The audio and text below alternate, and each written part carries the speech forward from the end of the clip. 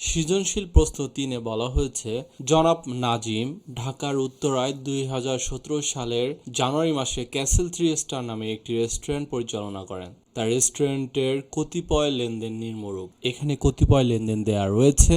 আমাদের ক নম্বর অঙ্কে বলা হয়েছে মুনাফা জাতীয় আয়ের মোট পরিমাণ নির্ণয় করো। তো মুনাফা জাতীয় আয় নির্ণয় করার পূর্বে আমরা জেনে আসি যে মুনাফা জাতীয় আয় কাকে বলে।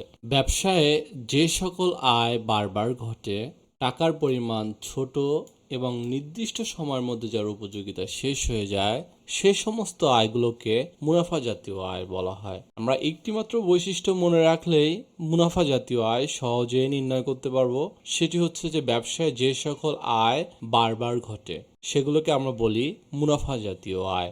মুনাফা জাতীয় আয় ইকুয়াল টু চলতি বছরের আয়। আমরা এটিও একটু মনে রাখবো যে চলতি বছর বলতে আমরা কিন্তু 2017 সালের অঙ্ক করছি। এই 2017 সাল হচ্ছে আমাদের চলতি বছর, আর এই বছরের আয় হচ্ছে আমাদের মুনাফা জাতীয় আয়। রেস্টুরেন্টে জন্মদিনের অনুষ্ঠান আয়োজন বাবদ বিল আদায় হলো 22,000 টাকা। এটি হচ্ছে আমাদের মুনাফা জাতীয় আয়। এবং গ্রাহকদের সেবা প্রদানের দ্বারা প্রাপ্তি 25,000 টাকা, এটিও মুনাফা জাতীয় আয়। তো এই দুইটি লেনদেন কেন মুনাফা জাতীয় আয় হয়েছে আমরা একটু বিস্তারিত আলোচনা করে আসি। আমাদের ব্যবসা প্রতিষ্ঠানের নাম কিন্তু ক্যাসেল 3 স্টার। এটি একটি রেস্টুরেন্ট ব্যবসা। যেহেতু রেস্টুরেন্ট ব্যবসা, তাহলে আমাদের মূলত কাজ হচ্ছে যে জনগণের খাবার পরিবেশন করা এবং বিভিন্ন ধরনের অনুষ্ঠান, যেমন বিয়ের অনুষ্ঠান, জন্মদিনের অনুষ্ঠান, সেই অনুষ্ঠানে খাবার পরিবেশনের মাধ্যমে অর্থ উপার্জন করা। তো আমরা রেস্টুরেন্টে জন্মদিনের অনুষ্ঠানের আয়োজন বাবদ বিল আদায় করেছি, অর্থাৎ আমাদের রেস্টুরেন্টে একটি জন্মদিনের অনুষ্ঠান উদযাপন করা হয়েছে এবং এজন্য গ্রাহকদের নিকট থেকে আমরা বিল আদায় করেছি। যেহেতু আমাদের রেস্টুরেন্টের ব্যবসা, তাহলে এই ধরনের অনুষ্ঠান আমাদের ব্যবসা প্রতিষ্ঠানে বারবার ঘটে, সুতরাং এটি মুনাফা জাতীয় লেনদেন এবং এই লেনদেনের মাধ্যমে আমাদের ব্যবসা প্রতিষ্ঠানে কিন্তু আয় হয়েছে, সুতরাং এটি মুনাফা জাতীয় আয়। আমরা লিখেছি 22,000 টাকা। জন্মদিনের অনুষ্ঠানের আয়োজন বাবদ বিল আদায় হলো 22,000 টাকা। পরবর্তীতে লেখা হয়েছে গ্রাহকের সেবা প্রদানের দ্বারা প্রাপ্তি 25,000 টাকা। যেহেতু আমাদের রেস্টুরেন্টের ব্যবসা, তাহলে আমরা গ্রাহকদের সেবা প্রদান করেছি। কিভাবে? আমাদের রেস্টুরেন্টে অনেক কাস্টমার খেতে এসেছে, তাদেরকে আমরা খাইয়েছি বা খাবার পরিবেশন করেছি, তার মাধ্যমে আমরা অর্থ উপার্জন করেছি, সুতরাং এটিও মুনাফা জাতীয় লেনদেন। কারণ আমাদের যেহেতু রেস্টুরেন্ট ব্যবসা, আমাদের রেস্টুরেন্টে বারবার কাস্টমাররা খেতে আসবে এবং এর দ্বারা আমাদের ব্যবসা প্রতিষ্ঠানে মুনাফা অর্জিত হবে, সুতরাং এটি মুনাফা জাতীয় লেনদেন এবং এর দ্বারা আমাদের ব্যবসা প্রতিষ্ঠানে আয় হয়েছে, সুতরাং মুনাফা জাতীয় আয়। আমরা লিখেছি সেবা প্রদানের দ্বারা প্রাপ্তি 25,000 টাকা। মোট মুনাফা জাতীয় আয়ের মোট পরিমাণ হচ্ছে 47,000 টাকা। আমরা ক্লোজ করে দিলাম। খ নম্বর অঙ্কে বলা হয়েছে মুনাফা জাতীয় ব্যয়ের পরিমাণ নির্ণয় করো। মুনাফা জাতীয় ব্যয় কাকে বলে?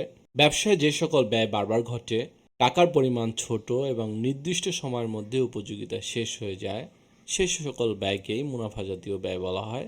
মুনাফা জাতীয় ব্যয় ইকুয়াল টু কিন্তু চলতি বছরের ব্যয়, অর্থাৎ আমরা যে বছরের অঙ্ক করছি সেই বছরের ব্যয় হচ্ছে মুনাফা জাতীয় ব্যয়।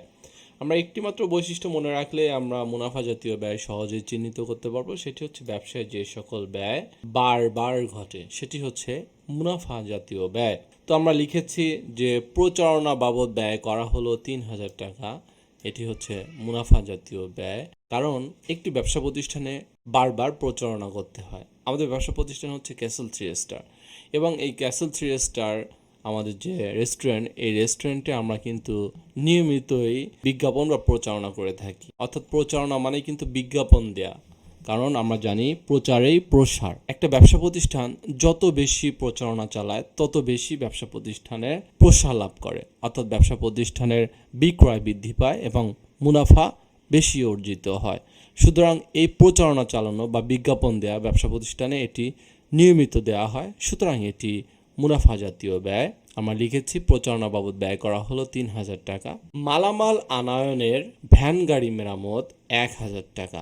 এটিও মুনাফা জাতীয় ব্যয়। আমরা লিখেছি যে মালামাল আনয়নের ভ্যান গাড়ি মেরামত 1,000 টাকা। তো একটি বিষয় আমরা খেয়াল রাখবো যে ভ্যান গাড়ি মেরামত, এই যে ভ্যান গাড়ি এটা কিন্তু একটা স্থায়ী সম্পদ। আর এই ভ্যান গাড়ি আমরা যদি ক্রয় করি এটা কিন্তু মূলধন জাতীয় ব্যয়, কারণ ব্যবসা প্রতিষ্ঠানে ভ্যান গাড়ি বারবার ক্রয় করা হয় না।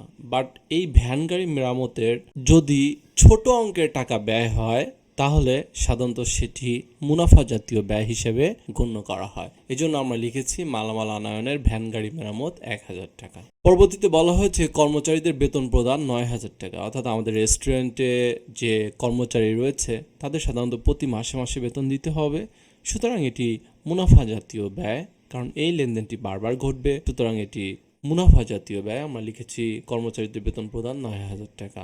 ভাড়া পরিশোধ, আমরা যে রেস্টুরেন্টটা পরিচালনা করছি যে বিল্ডিংয়ে, সেই বিল্ডিংয়ের ভাড়া সাধারণত প্রতি মাসে মাসে পরিশোধ করতে হয়, সুতরাং এটিও মুনাফা জাতীয় ব্যয়, এটি বারবার ঘটে।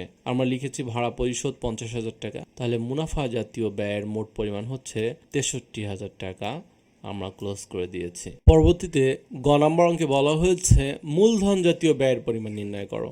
তো মূলধন জাতীয় ব্যয় কাকে বলে? ব্যবসায় যে সকল ব্যয় বারবার ঘটে না, টাকার পরিমাণ বড় এবং 1 বছরের অধিক সময় সুবিধা পাওয়া যায়। একটি বৈশিষ্ট্য আমরা যদি মনে রাখি যে ব্যবসায় যে সকল ব্যয় বারবার ঘটে না সেটি হচ্ছে মূলধন জাতীয় ব্যয়, এবং এই ব্যয় দ্বারা 1 বছরের অধিক সময় সুবিধা পাওয়া যায় বা লাভ করা যায়। আমরা লিখেছি যে তৈজসপত্র ক্রয়। আমাদের ব্যবসা প্রতিষ্ঠানের নাম কিন্তু ক্যাসেল 3 স্টার, অর্থাৎ এটি একটি রেস্টুরেন্ট ব্যবসা। আর এই রেস্টুরেন্টে তৈজসপত্র বলতে যে আমাদের রান্নাবান্না এবং খাবার পরিবেশনের জন্য যে সমস্ত দ্রব্য সামগ্রী ব্যবহার করা হয় সেগুলোকে আমরা বলছি তৈজসপত্র। আমি আবারও বলছি যে আমাদের রেস্টুরেন্টে রান্নাবান্না করার জন্য এবং রেস্টুরেন্টের কাস্টমারদের খাবার পরিবেশন করার জন্য যে সমস্ত দ্রব্য সামগ্রী ব্যবহার করা হয় সেগুলোকে বলা হয় তৈজসপত্র। সুতরাং এই তৈজসপত্র বারবার ক্রয় করা হয় না, সুতরাং এটি মূলধন জাতীয় ব্যয়। এরপরে লেখা হয়েছে যে সাজসজ্জা সামগ্রী ক্রয়, অর্থাৎ আমাদের রেস্টুরেন্টটা আমরা সুন্দর করে ডেকোরেশন করেছি, এটি আমরা ক্রয় করেছি আমাদের রেস্টুরেন্ট ক্যাসেল 3 স্টারের ডেকোরেশনের জন্য, সুতরাং এটি বারবার ক্রয় করা হবে না, সুতরাং এটিও মূলধন জাতীয় লেনদেন। এরপরে বলা হয়েছে যে নষ্ট রেফ্রিজারেটর চালুর জন্য নতুন কম্প্রেসার ক্রয়, অর্থাৎ কম্প্রেসার ক্রয় করলে ফ্রিজটা আবার দীর্ঘদিন যাবত ব্যবহার করা যাবে, সুতরাং এটি কিন্তু মূলধন জাতীয় ব্যয়, অর্থাৎ এই কম্প্রেসার আমাদের বারবার ক্রয় করতে হয় না। সুতরাং নষ্ট রেফ্রিজারেটর চালুর জন্য নতুন কম্প্রেসার ক্রয় 8000 টাকা, এটি মূলধন জাতীয় ব্যয়, কারণ এই ধরনের ব্যয় বারবার সংগঠিত হয় না। এরপরে আমরা লিখেছি আলমারি ক্রয় 25,000 টাকা, এই লেনদেনটিও মূলধন জাতীয় ব্যয়, কারণ আলমারি আমরা জানি, সকলেই জানি, এটি হচ্ছে একটি আসবাবপত্র।